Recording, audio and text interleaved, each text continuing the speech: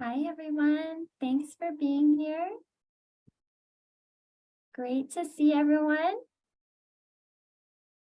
Thank you so much for joining. If you like, you're welcome to put a message in the chat, just introducing yourself. You can share your name and where you're joining us from virtually.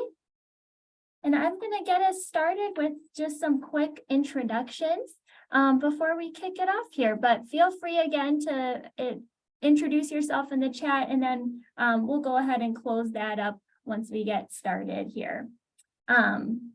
So if you haven't joined us before, welcome to the Cancer Plus Conversation Series. I organize these webinars for my capstone project in the Humane Education MA program, which is offered via the Institute for Humane Education and Antioch University, New England. And I was inspired to do this project after receiving a brain cancer diagnosis myself, and just wanting to create a space for people to connect and to have these dialogues that are grounded in hope and inclusivity and compassion for anybody that is touched by cancer or other major health issues. And I'd like to give a quick shout out to my advisor, Mary Pat, who is on today helping us with all of the technology and everything else.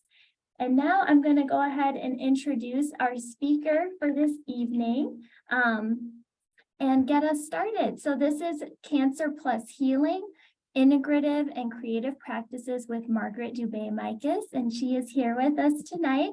And I'll just go ahead and read her bio quickly. Margaret grew up near Detroit, and she was the second of 7 children, the oldest daughter. She earned a PhD in microbiology from the University of Chicago.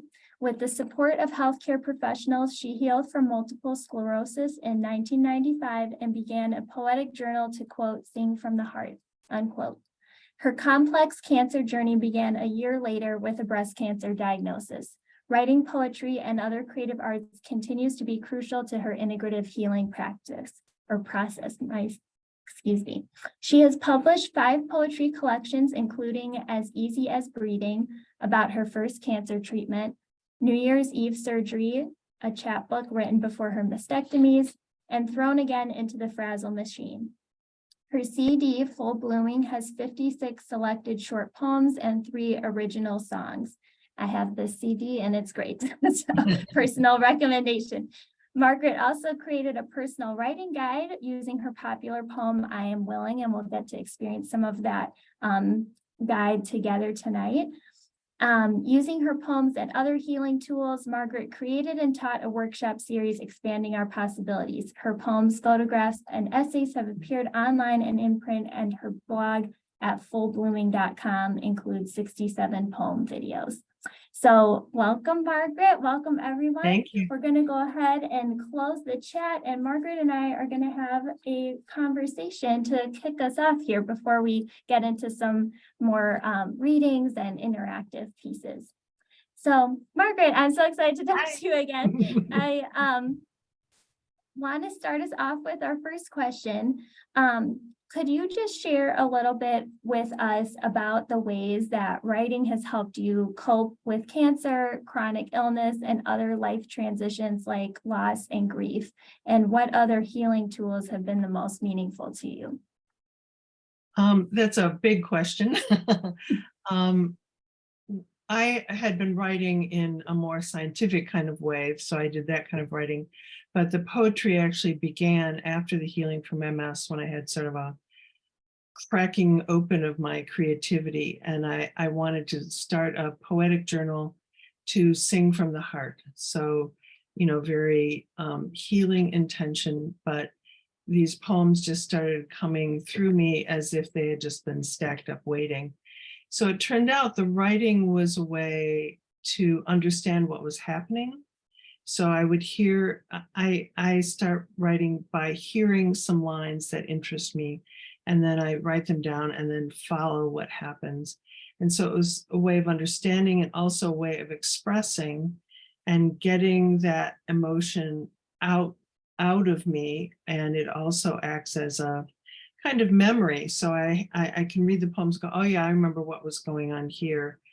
It reminds me a little bit, there was a poet who actually lived near here, Pulitzer Prize winning poet, Liesl Muller. And when I went to hear her read, I asked her how she began writing, and she said she began writing after the death of her mother because poetry was the only container that could hold her grief.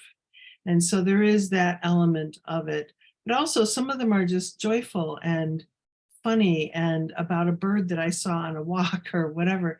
It's a way of being in the world and noticing the beauty and being grateful, as well as some of the darker sort of things. It also turned out, this is sort of a quirky thing, but it turned out that I could tell it had a physical effect on me because I was doing this stress management tool, and it involved recording your temperature from the baby finger of your non-dominant hand. And so I had a thought to write when I was doing this temperature thing, and my temperature just shot up, meaning that I was much more relaxed when I was writing than was my kind of average. So the other thing is I really like writing something that I can share with people. So it's one thing to talk with someone, but if you can hand them something and they say, oh, yes, this means something to me, this expresses something of my journey. And then sometimes I end up writing about the people that I've talked to, so and been able to deliver that to them. So there's a lot of ways that this has become really the core of me, not just for healing purposes, but just my way of being in the world. And it's actually just one of the tools, so it's a wonderful tool. But I've also done a lot of other things, so psychotherapy and massage, and that led to energy work of a variety of types over the years. Again, to restate, everybody's different. Some people will do some things. Nobody will do this exactly how I did this, but there might be some one thing that kind of clicks with you, and that not only is everyone different, but over time, you are different. And at different times, I've used different things, some more long-term and some just very immediate. So stress management, reducing stress was huge.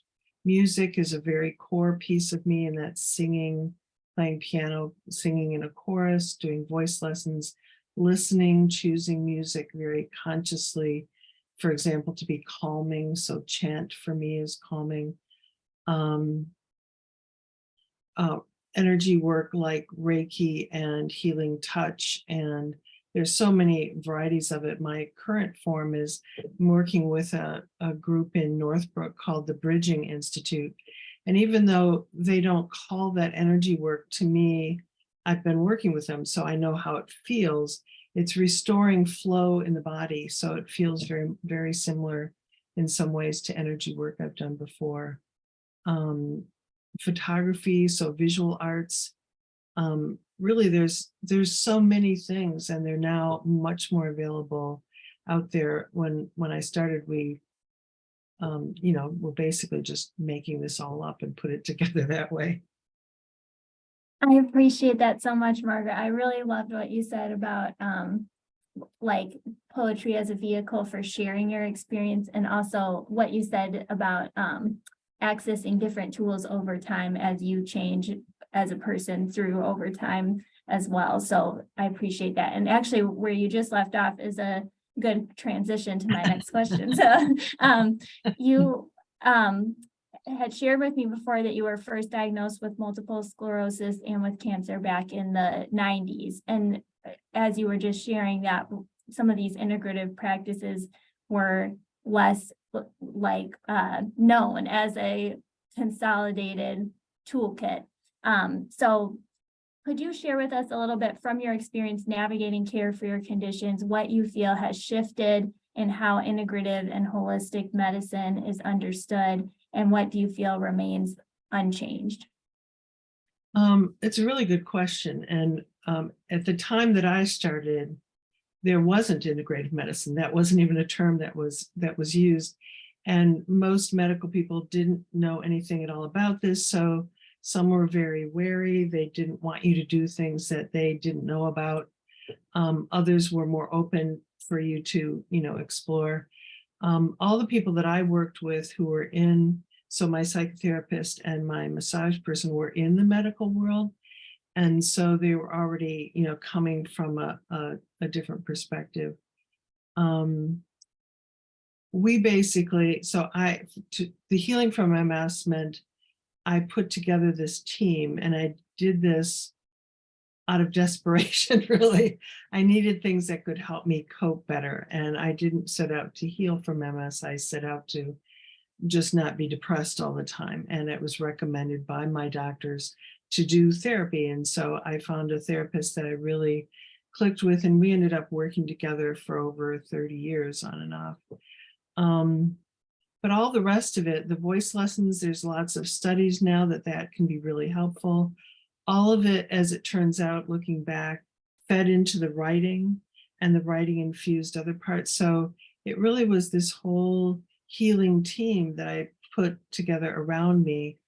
But now I know I have two sisters who also have gone through the breast cancer experience. And so I've seen what they have access to. So my sister, where she was having treatment, they actually offered Reiki and massage and acupuncture, people who were trained to work with oncology patients. Well, that just would have been unheard of, back in the day. And so I think there's more and more openness. There still are some people. So my sister, the same sister, actually had a doctor who was very anti doing any of these things, and actively said, I don't want you to do this. He ended up moving, so she ended up with somebody who was very encouraging in that regard, and she also had me. So she found those things to be very helpful, and they were very accessible.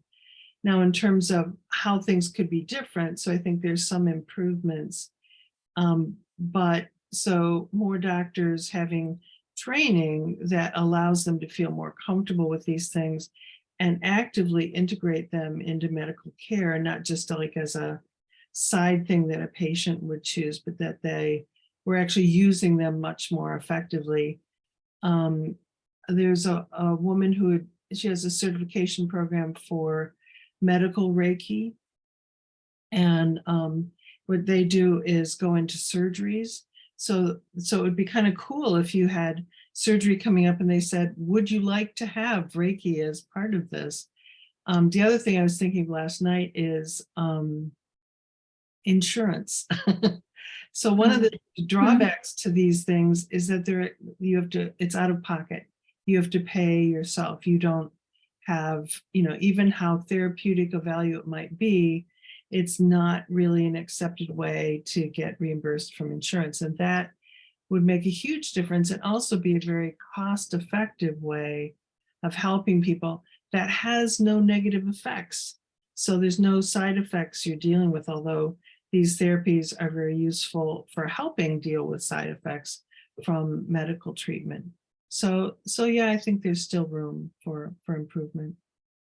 Those are such good reflections. I feel like what you were talking about with assembling your team, we had another speaker earlier on in this conversation series. For those who have been with us from the beginning, I feel like that was a key theme that came up in this initial conversation we had about assembling, your own care team. Doctors come in they have a whole team, so why shouldn't you, And right.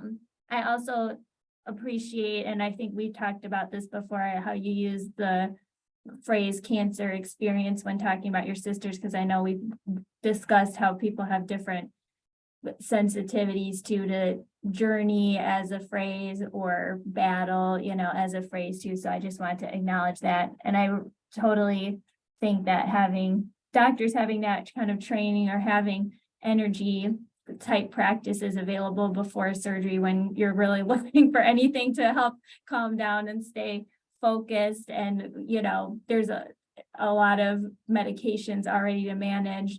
It is a shame that there isn't more coverage for those therapies. So I hope that, like you do, that it becomes more mainstream to include that as part of care. And so one more question for you before we move into your poetry readings. Could you tell us a little bit about your new book that's coming out called Transcending Boundaries? So I have 5 poetry collections. One is a shorter one, but the full length, actually, they're more than full length. The last one was inspired by Eric Whitacre, who's a contemporary American composer, mainly known for choral work. And at some point, he got the idea to see if he could put together what he called a virtual choir, which was that people, wherever they were, all over the world, would sing the individual parts in a video, record themselves singing, send the video to him, and someone would, magically put it all together. And so it was as if you were singing all together, but you're all, separate. And so he did this just as an experiment, not thinking that, this would be a very big deal. But the very first one was extremely successful, went viral. And he's ended up, I think there's 6 now. I've sung in the last 4. And it's not just so the music is moving. He is an incredibly inspiring person, but it's also this supportive, encouraging group of people that were, so, I would go on they had a Facebook page to help you deal with troubles.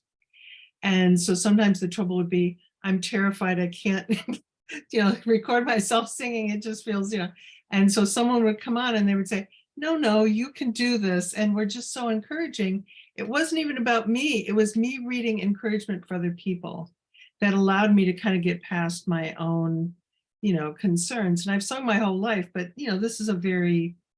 this is different from singing in a chorus where you're one of many. You're just you by yourself in a camera. And so those people have, many of us have stayed connected even when there's not a virtual choir going on, and became real friends. And so writing started coming out of Eric Whitacre and the music and the process and the other members of virtual choir. And so that's what Transcending Boundaries is. It's the collection of poems about the connection and relationships and beauty and music and really healing of all of that, without regard to boundaries. So these are people from over 100 countries, thousands of people coming together to sing in this really incredibly powerful healing experience that just, comes through for me. So I'm working now on actually a revision to that book, because during the COVID lockdown, he did another virtual choir to help us all deal. And it's just beautiful. It's called Sing Gently. And so more writing came out of that. But yeah, it's this idea that we can move past boundaries, either countries or, divisions between people, and just be in this healing space. So I love that. I'm so excited to read it, and I think that's so relevant for everybody coming out of the pandemic, like you were just talking about, and people when you're sick and in isolation sometimes, whether at the hospital or at home due to your symptoms. I think that's a hopeful place to put your mind, is to how there's ways to remain connected. So if I could say one more thing sort of directly course. related to this topic. Mhm. It turns out there was, and this is many people, but one person in particular, Jenny, during the course of this was diagnosed with cancer, a very aggressive type of cancer. And the virtual choir family really supported her through her whole journey. So in that book, there are 3 poems that I wrote for her and her husband as she was going through her last days, really. So, this is not just sort of like out in the internet. I think these are real connections that people can make. And often we do meet in real life too, which is kind of cool. Absolutely. Thank you, Margaret. I really appreciate that. And I could ask you many more questions, but we'll see if we have time in the Q&A to dig deeper. But thank you so much for having that little conversation with me. And now I'll turn it over to you to read your poems. So the poems that we chose, There's 3 poems. 2 of them, the first and last, are from my first book, As Easy as Breathing. And so this first one I wrote, my oncology team was putting together a big gathering in Grant Park, Chicago, for what was my first National Cancer Survivor Day. And I went to my oncology nurse, Mickey Goodwin, who was just awesome. And I said, well, I've written this poem, because she'd been very supportive of my poems. And so I ended up reading this the first time at this big gathering in Grant Park, if you can imagine that, for a National Day of Celebration. I have healed from cancer. I am a cancer thriver. I have sucked this sometimes bitter mint, sometimes sweet, and have grown from the knowing of its juices. I have learned of love that can't wait, and I have chosen and accepted healing in all my aspects, not just the body. My mind and spirit called out in need, and I have answered. I cried out for help and have been showered with it. My relationships are healed. My life is healed. I am most blessed. It is my continuing choice now to remember what I know and let this flow through me to others in need. We are all chosen and marked for this task, that our healing should radiate out from us like a stone skipped on the purest pond, to gently and powerfully heal all we find. There is no going back to our old lives. For a thriver, the healing continues, to learn again how to laugh from the belly, how to sing with full voice, how to dance your socks off. So the second one is from a small collection I did. So my second go round with cancer, I had a genetic diagnosis that led to ultimately having mastectomies, and I realized, and other surgeries, and I realized that this medical team was doing these very personal things, but they didn't know me. And so because I'm me, what I wanted to do is give them something that would help change that. And so I had maybe 10 or 12 poems in this short collection called New Year's Eve Surgery, because it actually was on New Year's Eve. And so this is a poem that I've actually used. It's based on guided imagery, the idea of guided imagery, that when you hear things, it helps the mind help the body heal together. So I've actually read this poem aloud to myself before every surgery or procedure since that time. And so this was part of that collection. Instructions to the body prior to surgery. Yield to the scalpel, whether laser or blade. Limit leaks of precious fluids. Let nerves that are cut be soothed. Relax into the induced sleep state of healing. Heartbeat strong in a steady rhythm. Blood pressure calm. Breath relaxed and easy. All organ systems functioning smoothly. From the giant pharmacy of drugs for which you have instructions, make all those that in your wisdom are needed to optimally heal. Release what is to be taken for the highest good. Protect what is to remain for future days, stretching out long before me. Allow melding with mind, emotion, and spirit in service of healing. Be hopeful. Be kind to all concerned. Know I trust. Know I love you. Know I am most grateful. And to the cells that are leaving, a blessing for long service, both individually and together. Speak well for me. Be hopeful. Be kind to all concerned. No, I trust. No, I love you. No, I am most grateful.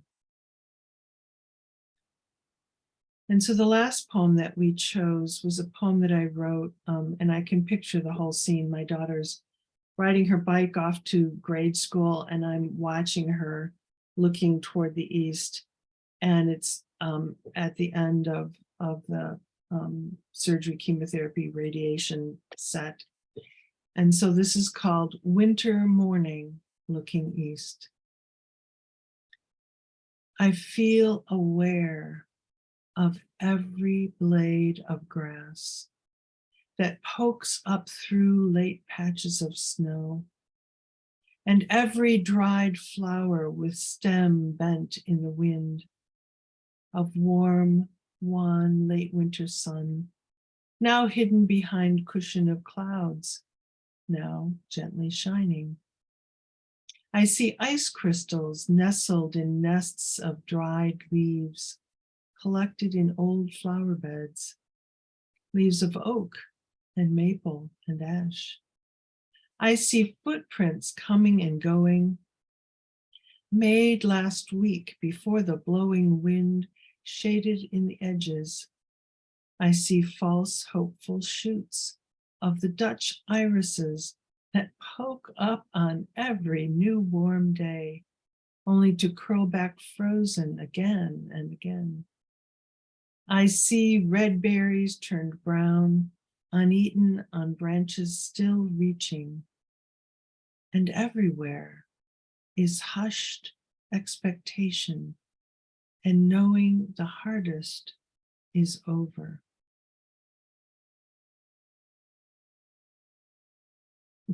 Beautiful, Margaret. Thank I you. love your poems so much. And I especially love the three that you chose and how they illustrate different parts of your experiences. And I didn't know that about the guided imagery inspiration too for your second poem. That's fascinating. And I feel like there is part of me thinking too that those instructions to your body could also apply to your team's bodies, and especially with the calming, like, and focused type of state that they need to be in with you, just really Right, beautiful. yeah.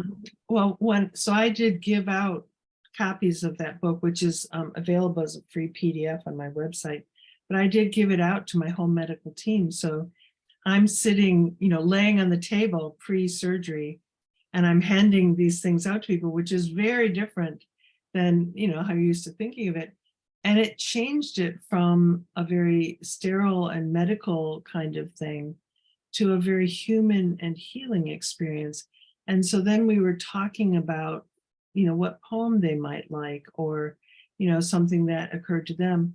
And my sister had the notion for them to sign my copy so that it was them sending back to me. And so I have that. I mean, it's just an amazing thing. It became a very different kind of discussion. So, but no one else would probably do that. I don't know, you might be inspiring people here to start going on.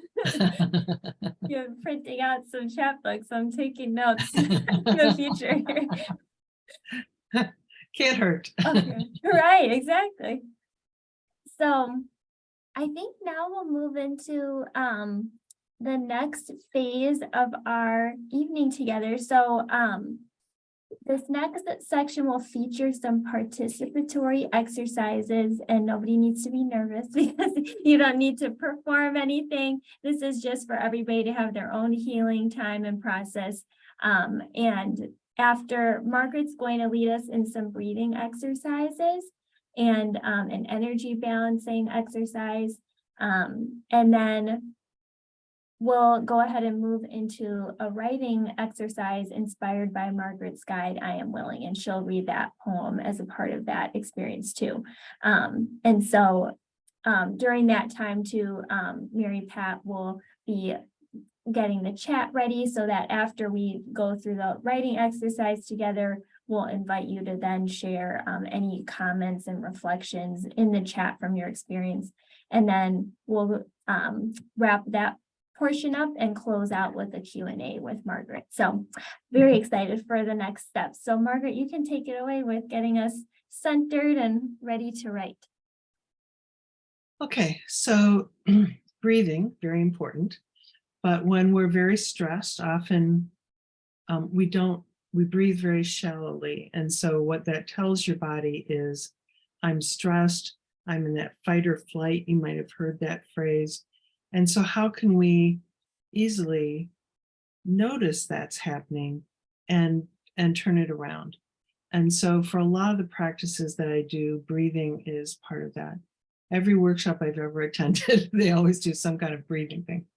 So what I'd like you to do, wherever you are, seated or standing or whatever, is maybe twist around a little bit, seat yourself comfortably, not legs uncrossed, feet full on the ground. Really feel that your feet are on the ground. And so, any kinks that you might have worked out, work out, and then now we're ready. So the kind of breathing, there's many kinds of breathing exercises. This one is, we're going to breathe in through the nose, hold for a brief time, and then breathe out through the mouth. And I'll talk you through this as we do it. I also do this in some of my videos. I have poems that I wrote, and at some point I thought, everybody's very stressed. Let's start out with that, so that you can actually see that, another round of that if you choose. So we want to breathe in through the nose, hold, breathe out through the mouth. And a little deeper this time, fill the whole body, breathe in through the nose, hold, out through the mouth. Now, we want to envision when we breathe in that we're breathing in all the way to the toes. So breathe in through the nose, hold all the way to the toes, filling the whole body, breathe out through the mouth. Now, another thing that you can do is breathe in through the nose, breathing in calm. So you're filling the whole body with calm, hold, breathe out stress through the mouth. Breathe in calm through the nose, hold, breathe out stress. Now you can continue doing that a bit on your own. And that's something you can do every day. If you notice that your breathing is very shallow, you can just say, oh, wait, I know this thing. And you can do it anytime, in standing, sitting, anything. So that's breathing. And what you might notice if you check in with your body, which I would recommend checking in with your body, how does it feel? Does anything feel changed? Are you more relaxed? You might not be. Maybe it's the same as what it was, but possibly, something has been, released a little bit, that your breath is a little bit freer. So that's the first bit. The second one is from a sheet of energy balancing exercises that was one of my first things that I learned for energy work. And it's from a system called energetic life balancing. And I don't know that anyone even does this anymore, but the sheet is wonderful. And I still do some of these. So that's, 28 years ago that I first learned this. So this is a head hug, is its nickname. It's also called emotional stress relief on the sheet. And so if you put one hand on your forehead, one hand on the back of your neck, in contact with your skin. And so you can do this standing, sitting, lying down. You can do this, you can change your arm position so you can have the other one in the front. You can do it for someone else, which is very calming, actually for both of you. You can breathe however you like. You can add that in. You can do affirmations. It's really your tool to do whatever you like with. One of the kind of cool things about this is that you can do what I call power napping. That is, you're feeling sort of tired. Maybe you're going through treatment, and it's, your energy kind of flags. What I do is I lay down in bed, and I do this because that helps. It supports your arms. And I might do it for 15-20 minutes, and I don't actually sleep, but it restores your energy. So it's kind of like a quick restorative. And if you have 5 minutes, you do 5 minutes. If you have more, so it's just variable. But I do this twice a day, every day. So it's the way I start my day, and it's the way I end my day. So to me, it's just a feel-good thing. So I have a funky arm, so it's harder for me to change that. So those are two tools that can help you be more relaxed, and being less stressed helps your immune system, which then helps you heal.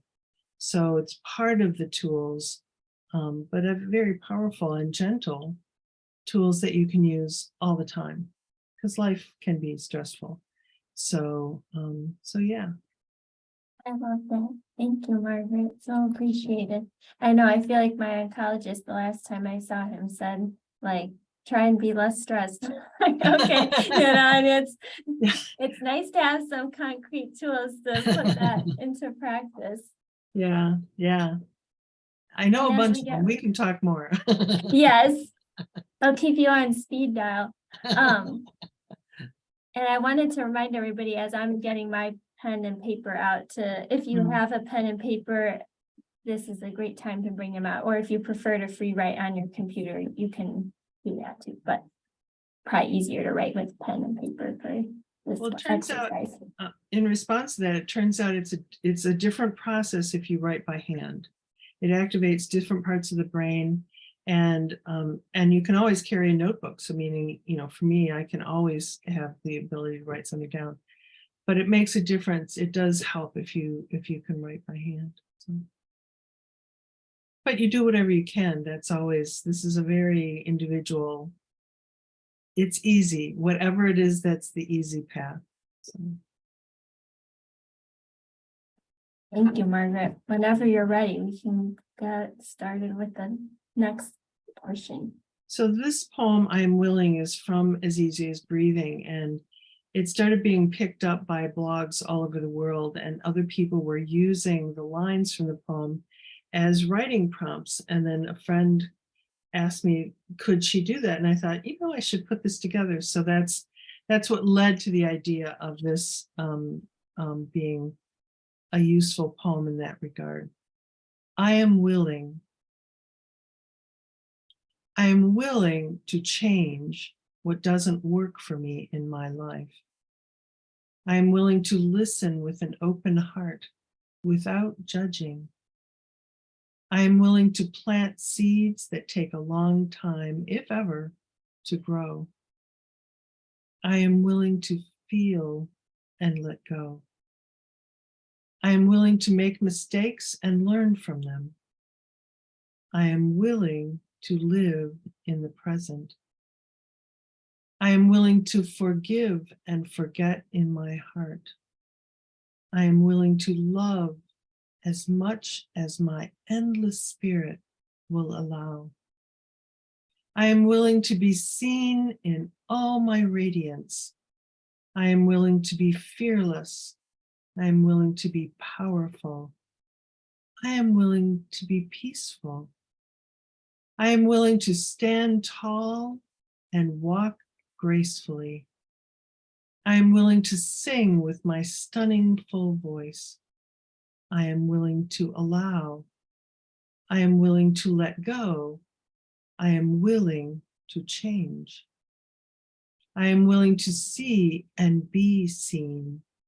I am willing to hear and be heard. I am willing to feel and be felt. I am willing to heal and be healed.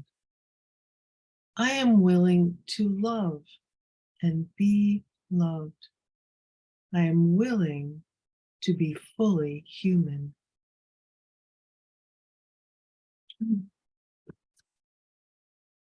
Thank you, Margaret. Sure. So next, we're going to start our free writing, and this won't be shared unless you care to share about it in the chat later. This is just for you, so don't hold back.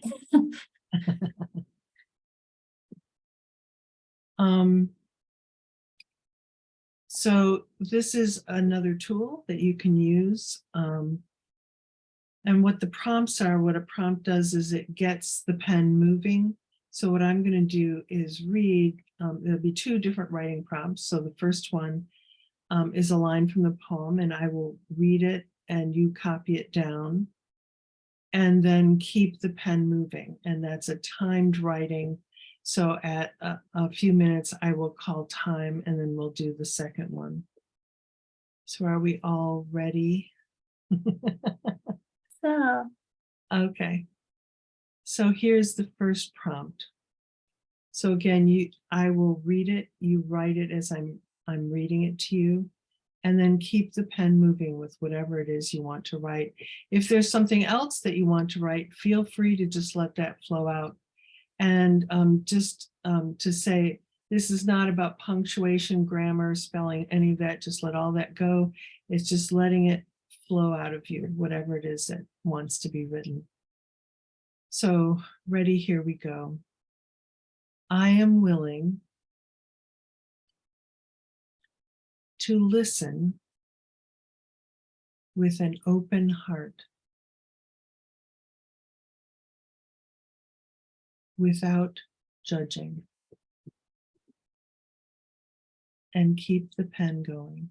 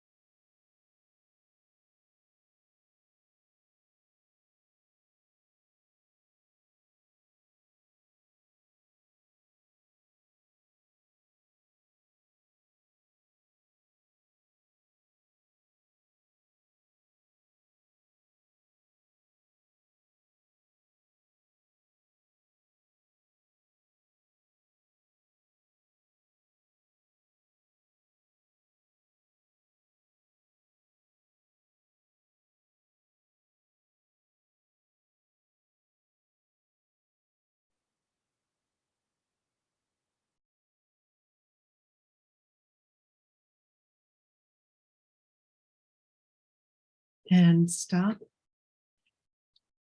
So if you want to continue with what you're writing now, you certainly can do that. If there's something else that you want to write, you can do that.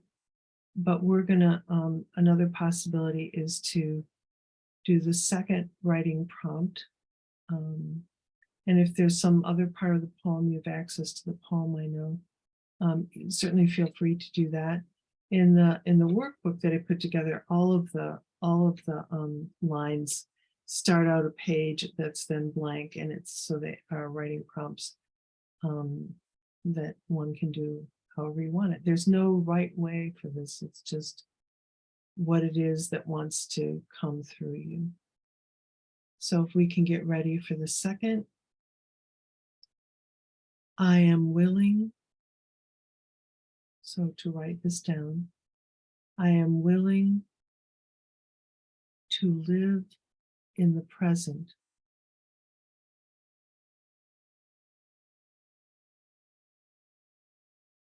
and keep writing.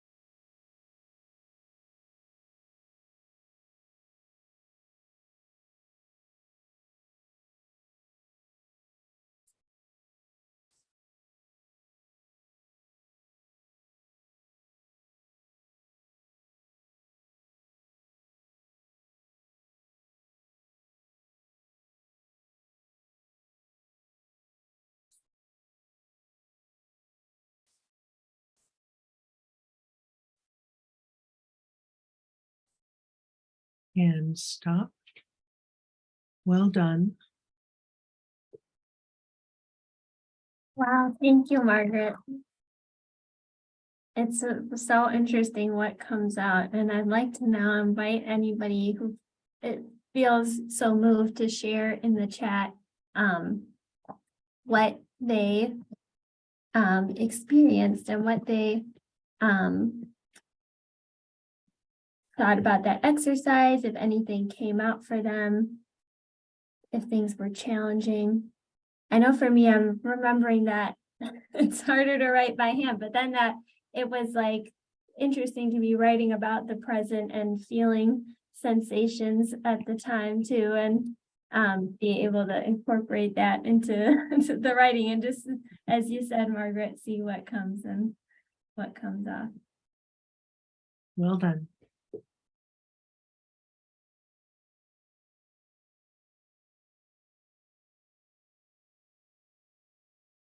I'll read some of the comments as they come in. Mary Pat says, it's very liberating not to take the pen off the page. Cool nonsense sneaks in.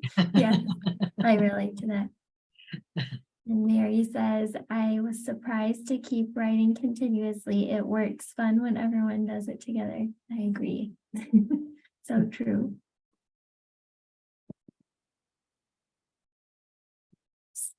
As my dad says, I merely contradicted myself.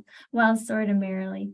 Yes, the no correcting is definitely a challenge for some of the editor prone Yes, amongst us. you can fix it later. Yes. Linda says, my thoughts suddenly stopped. Suggestions, Margaret. That's a good point to reflect At on. least for me, when that happens, it's just about sitting and waiting. So being still. And sometimes this isn't the right time for something, or, in other words, just let it be. And if there's something else that wants to come through, let that come through. But otherwise, just breathe. Wait with that. That's helpful. I had a moment like that too, where it was a little bit blank. So appreciate that for next time. Patricia says, deep listening, writing in this way finds its way to words that are truer. Such a nice thought. Thank you, Patricia.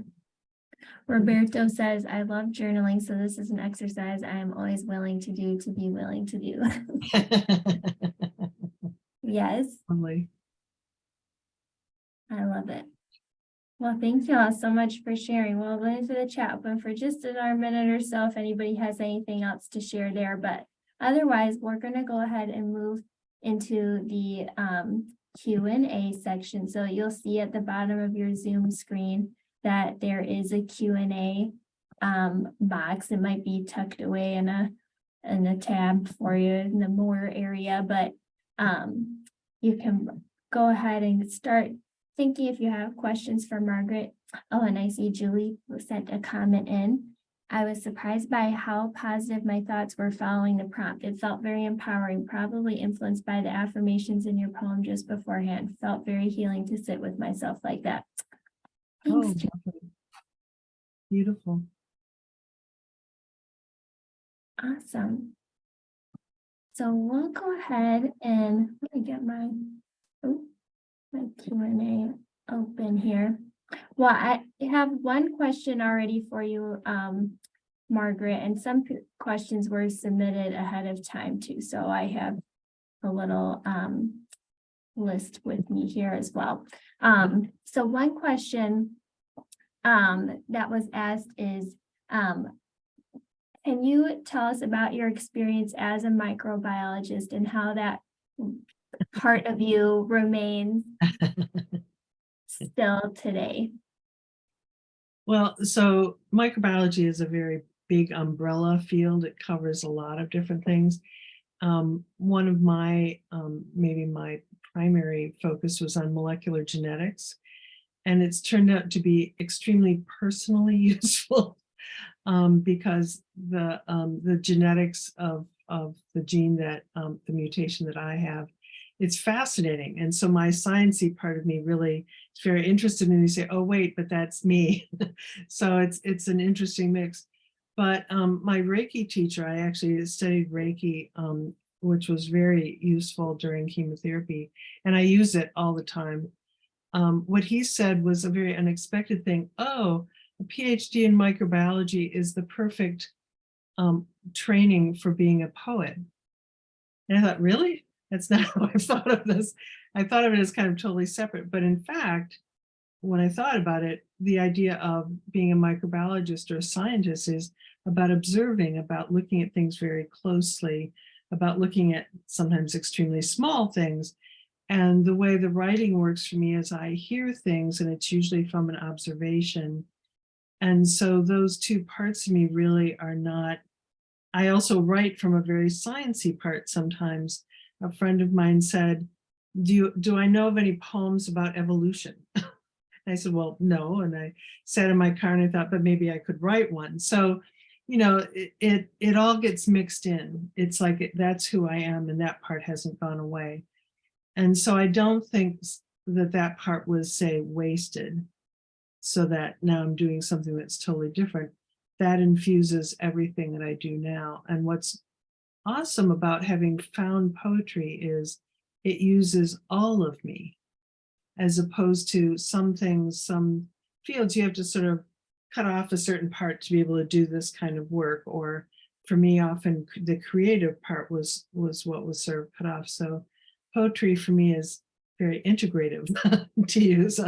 So I think the fact that it came out of me after healing I was more whole after healing, and then the poetry could come forward. It also, if one is armored, and I think of that as an emotional as well as a physical holding, the poems can't come through. So I had to be able to feel safe enough in the world to be able to then let that work out. And because a lot of the poems are very personal, sometimes you really need to trust that it is safe enough to let those things out.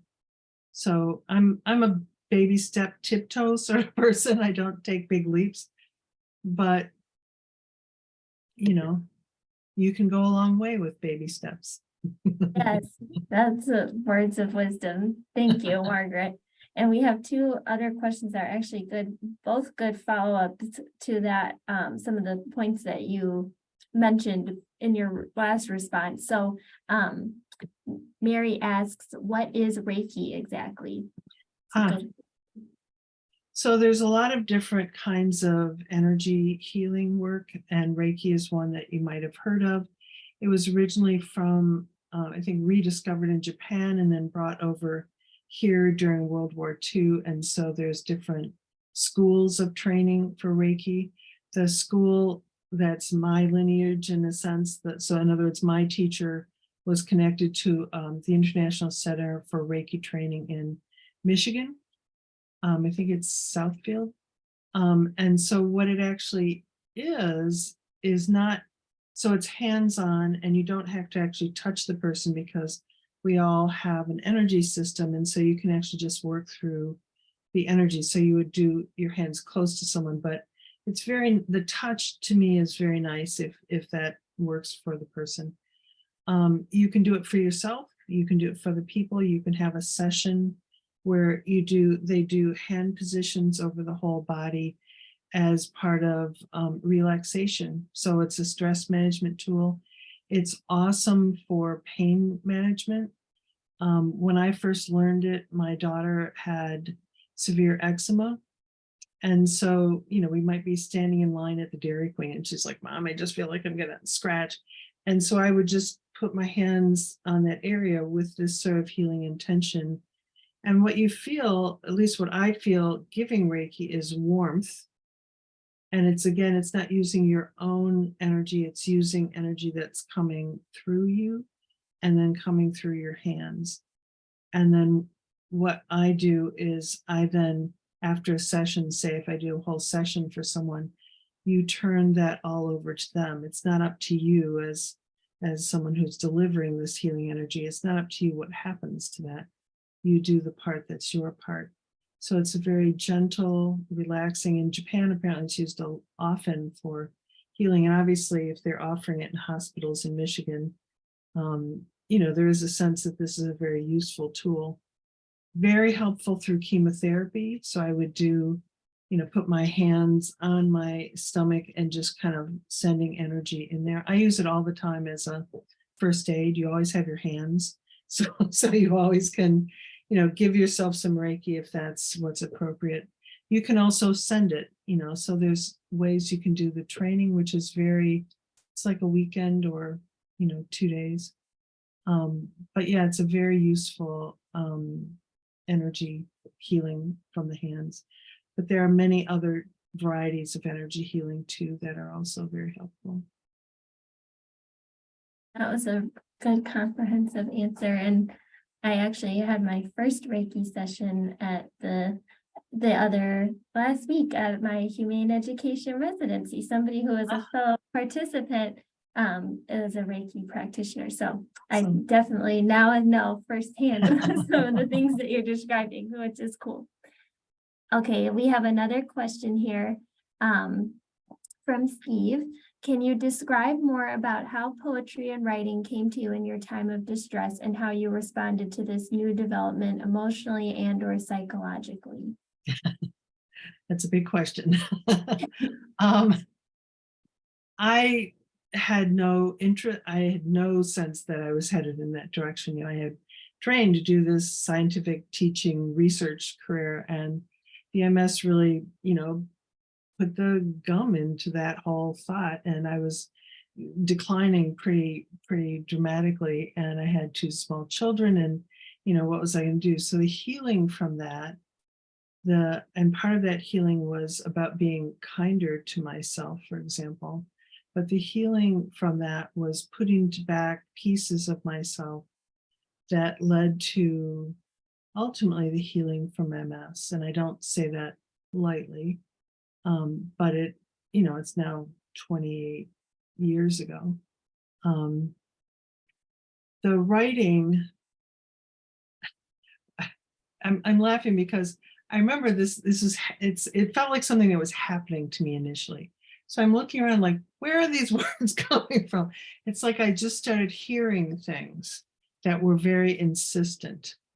And the very first one, I worked with my therapist and my massage person, and they would give me homework sometimes. There were energy balancing sessions that we did through the massage. Her training was also in energy work. So I had done a little bit of writing, but it literally happened. I went to a concert at Ravinia. It was Montserrat Caballé, who is an amazing opera singer. And I was seated in the lawn, and all these people are talking. I'm like, why are they not paying attention to this music? And I went home and I was getting ready for bed, and these lines just started in my head. There was a teddy bear, tall and true, who sat on a throne. And I thought, kind of like, what is that? What's happening? But it was very insistent. And so I thought, well, I'll write this down. And I ended up writing 3 pages, and I knew some parts weren't done, and I worked on it for a week. And then it was summertime around this time, 1995. And I went out to my husband. I said, well, I appear to have finished this. Can you listen to it?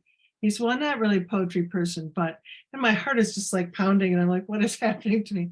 So it was something that seemed to happen because I said yes to this voice that I heard and then followed it. And the way that I write is not by actively writing, it's by allowing the writing. And I had this voice teacher who was also really awesome at that concept of, it's not making yourself sing, it's allowing, the voice to come through. So that really fed into the writing. So it was just something that came about at a time that I was ready, and I said yes, and I continue saying yes. And because it has become so much a part of me, and because I love to be helpful, I like it that I can write something that can help someone maybe I never even meet. So it somehow is this perfect thing that I ended up, in a sense, stumbling on. But also my part of it was then to say yes and keep saying yes and follow through with it. And then if I hear in my head, you really should send this person this poem that you've written for them.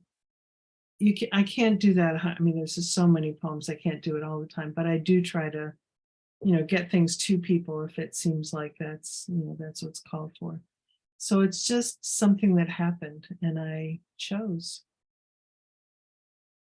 Thank you, Margaret. I like that you brought up this kind of, I feel like I hear in some of what you were saying, this idea of acceptance. And I think that that's an important aspect of coping with any kind of illness too, and just remaining open to what's happening and what's going on with your body and your mind, and also coming from this place like our first prompt, listening with an open heart and without judging. Just that what you mentioned too about self-compassion, I think is really important, and that is I think something too that again was maybe not a mainstream conversation in cancer care back even in the last 5 or 10 years, but now is something that I think is being talked about more, which is helpful, I feel like myself. Another question that we have for you is, have you used poetry to cope with, let me see, have you used poetry to cope with other illnesses or grief, or dealing with family and friends and other folks in your life? And how has that process, has your writing helped you in that area as well, in terms of just understanding and processing what other people in your life are going through too? Yes, the answer is yes. Really, it's become a part of just how I relate to my life, to understand what's happening, to process. A certain amount of healing comes out of that. And also I find, so if I'm looking for something and I look back, I realize poetry is memory, and it's memory from the time. So it's not distorted in the way that memory becomes, over the years it becomes hazy. This is just as sharp as when I wrote it. So I've written a lot about cancer experience, but also I had a sister who was going through a decade of cancer stuff. She passed away this spring, and when she died, the only way I could deal with it was by writing. So I would just write, and then I would step back and then write. And I haven't been able to look at any of those things. I'm sure I will eventually, but it's a way of allowing myself to put that out there. The one of the books in the middle, Thrown Again into the Frazzle Machine, there's a lot of those times in your life where you just keep getting socked with something after another thing after another thing, and it's like, I've already had more than I can deal with, but oh, here's this other thing. It was one of those sort of times. So this book got to be very big because the books are each a story as well as the individual poems. And so all these things kept happening. I had a whole series of medical things. I had a number of people that were very close to me who passed on. I had, relationship issues. And in the midst of all that, we're also I'm very big on walks, and if you can, daily walk, but at least being out in nature. And so I had what were called the walking series of poems. So when I walk, the movement of walking lines begin, and it's like, oh, the squirrel, and it's kind of like my mind goes on. So I can hold roughly 8 lines in my head, until I get home, and then can get them right down. I tried writing or recording as I was walking, and the process didn't work for me. So I just have to keep repeating it to myself until I get home, and having those as relief in a sense. In other words, I write very funny things sometimes. I write very dark things sometimes. I write about people that I'm not usually at odds with people in general, but sometimes something will come up and, there's a relationship thing. Sometimes I write something, my sister, who I loved dearly, there was a point at which we were at odds, and I wrote this poem where I just wrote everything all out. And I thought, okay, that's not the one I could give her. And I rewrote because it allows you to see something differently. Anytime you write it, it's out there in front of you, and therefore you can see it differently. So if you write something, if I write something and then wait, then I can see, is this who I want to be? Is this what, I want to send out?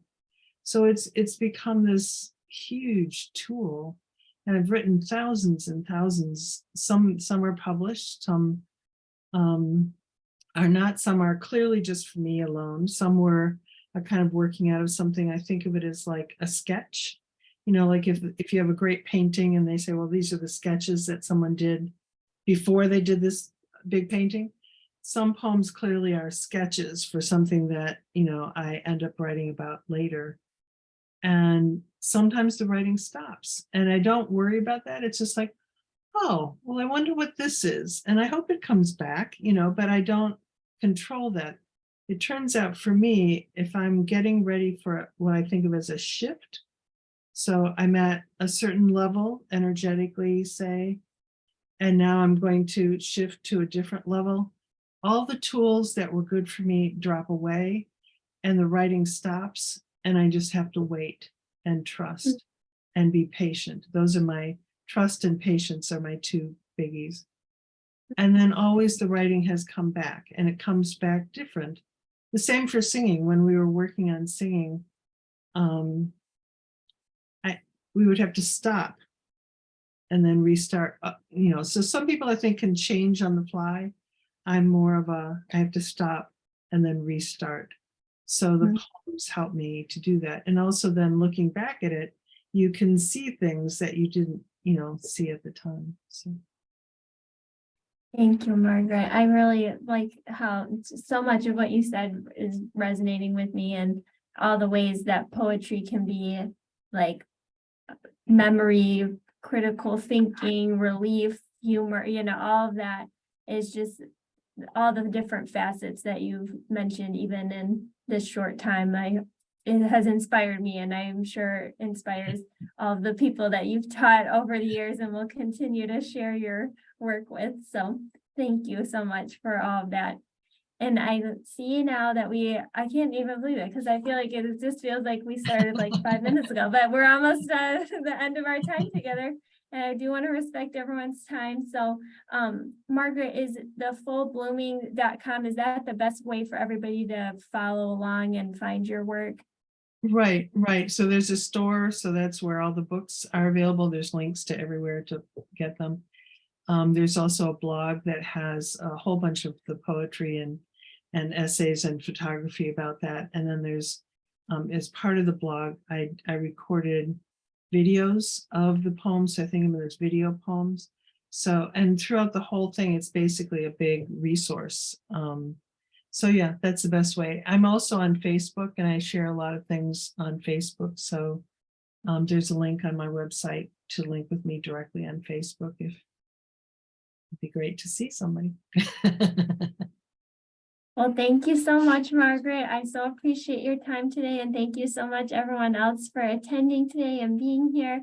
It's been so great to have you all, and I hope you'll join us for the next Cancer Plus event. We'll be talking to another author later this year about her autobiography about cancer experiences, Leanne, and I'm so excited for that event coming up too, but I'll keep you all posted on that. And thank you again, Margaret, and thank you so much everyone else for coming on today. You're very welcome. Have a great night. Bye, Margaret. Thank you so Bye-bye. much. Bye, everybody. Take care.